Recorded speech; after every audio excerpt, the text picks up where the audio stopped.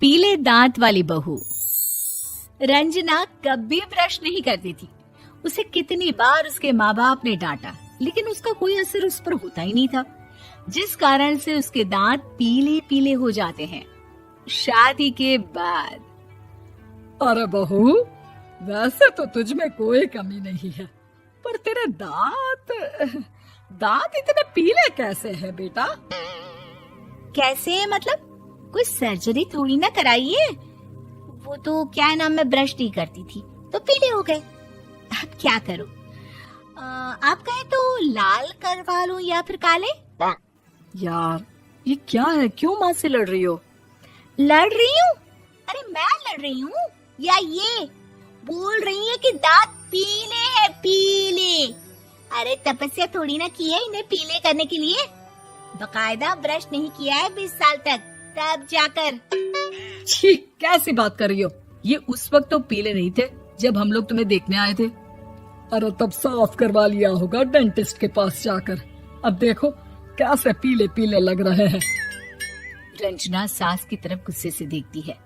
फिर शुरू हो गई पीले पीले पीले। अरे पीले तो तब भी थे जब मेरे हाथ का रसगुल्ला उड़ा उड़ा कर खा रही थी और बोल रही थी, लड़की नहीं गुणों का खजाना दे रहे भाई साहब आप। खैर, अब वो लोग करते भी तो क्या करते, पीले दांत वाली बहू पल्ले पड़ी थी तो झेलना तो था ही। एक दिन कीर्तन में रंजना गाना गा रही थी। अरे कमला बहन, माँ का द्वार है, यहाँ तो सब शुद्ध होकर आते हैं, फिर अपनी बहू को ब्रश भी नहीं करवाती तुम। दूर से पीले पीले दांत भक्ति में बाधा उत्पन्न कर रहे हैं। अरे कोई 2 साल की बच्ची थोड़ी ना लेकर आई हूँ मैं बहू बनाकर। अच्छी खासी लड़की है, अरे कैसे करवाऊं ब्रश? ये तो उसे खुद करना चाहिए ना। अब माँ बाप तो इसके जैसे तैसे निपटा दिए, ये नहीं सोचा कि सास कैसे संभालेगी। सास बहू को लेकर घर आ जाती है, लेकिन सोच लेती है कि अब इसे लेकर कहीं नहीं जाएगी। अगले रोज बहू कहती है, अरे क्या हो गया, मंदिर नहीं जाना क्या? कीर्तन का वक्त हो रहा है। मेरी मधुर वाणी से कान्हा जी जागते हैं और सोते हैं। आप तो जानती है ना उनकी भक्ति में कितना मन लगता है मेरा। वो क्या है ना, तबीयत ठीक नहीं लग रही है मेरी, आराम करूंगी मैं। तबीयत ठीक नहीं लग रही? अभी तो मिथुन के गाने पर नाच रही थी आप, और अब बोल रही है कि तबीयत ठीक नहीं लग रही। अरे भक्ति में मन लगा लो सासू माँ, ऊपर जाना है, क्या मुंह दिखाओगी आप? हाँ? सास को बहू की बात पर गुस्सा आ जाता है। मैं क्या मुंह दिखाऊंगी, इसकी चिंता तो ना कर, समझी? अपने मुंह की चिंता कर, जो ये पीले पीले दांत लेकर हर जगह पहुंच जाती है। पता है लोग कितना मजाक बनाते हैं। ना जी ना, मैं नहीं जाना कहीं तेरे साथ। तो ये बात है, कोई ना, मत जाओ, मैं अपने कमरे में ही बैठकर भक्ति कर लूंगी। ऊपर वाला दांत थोड़ी ना देखता है, मन देखता है, भावना देखता है। और अरे बस बस, तू सब कुछ दिखा, बस ये सफेद चमकदार दांत ना दिखाना किसी को, है? जा यहाँ से। बहू को सास की बात का कोई फर्क नहीं पड़ता, वो तो जैसी थी वैसी ही रह जाती है। सुबह नहाकर किचन में खाना बनाना, फिर खाना खाना, कीर्तन भजन करना और सो जाना। एक दिन, माँ जी मैं सहेली के घर जा रही हूँ, शाम को लेट आऊंगी। हाँ हाँ तो जाना, मैंने कौन सा तेरी आरती करनी है घर पर बैठकर। रंजना सहेली के घर जाती है, जहाँ वो पार्टी में जाने की तैयारी कर रही होती है। अरे शिखा, कहाँ जाने की तैयारी कर रही है? मैं गलत वक्त पर आ गई क्या?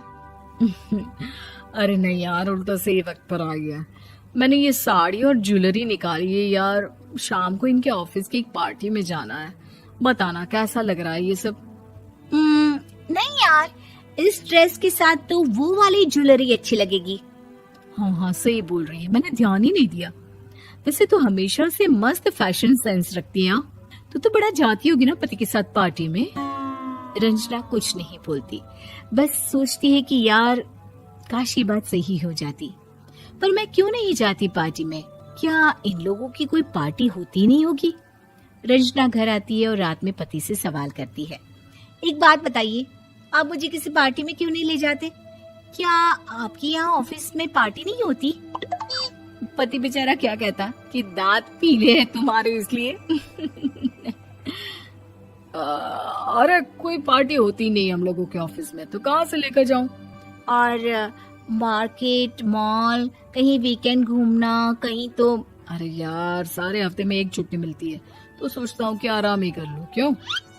रंजना मन मार के रह जाती है। पहले कभी सास के साथ मंदिर जाया करती थी, लेकिन वो भी सास ने ले जाना बंद कर दिया। घर बैठी बैठी रंजना बोर हो जाती है। तभी उसे आइडिया आता है और वो मायके जाने का सोचती है। सासू माँ, 2 दिनों के लिए मम्मी के घर जा रही हूँ। अच्छा ठीक है, आराम से जा।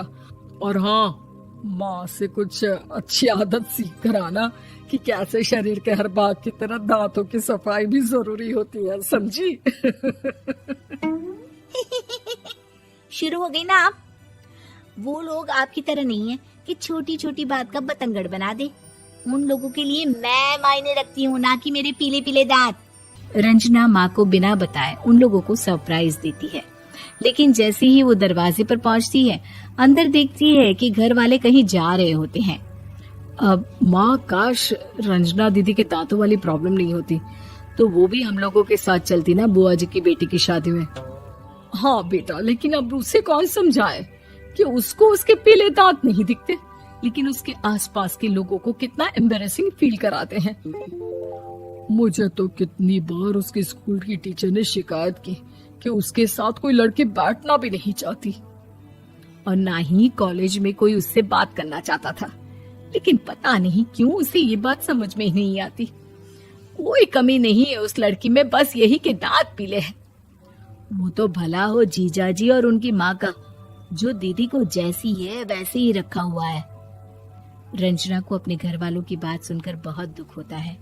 वो सोचती है कि वो क्या करे, लेकिन फिर वो सीधा डेंटिस्ट के पास जाती है, अपने दांत चमकाती है और कसम खाती है कि वो रोज ब्रश करेगी। अरे क्या हो गया? तुम तो 2 दिनों के लिए गई थी ना, पर कोई ना, अच्छा है, चलो आ गई तो। रंजना सास के सामने आकर खड़ी हो जाती है और पूरी स्माइल करती है, उसके चमकदार दांतों को दिखाती हुई। हैं? चले मंदिर। माँ, मुझे माफ कर दीजिए, मैंने आप लोगों को बहुत एम्बैरेसिंग फील करवाया।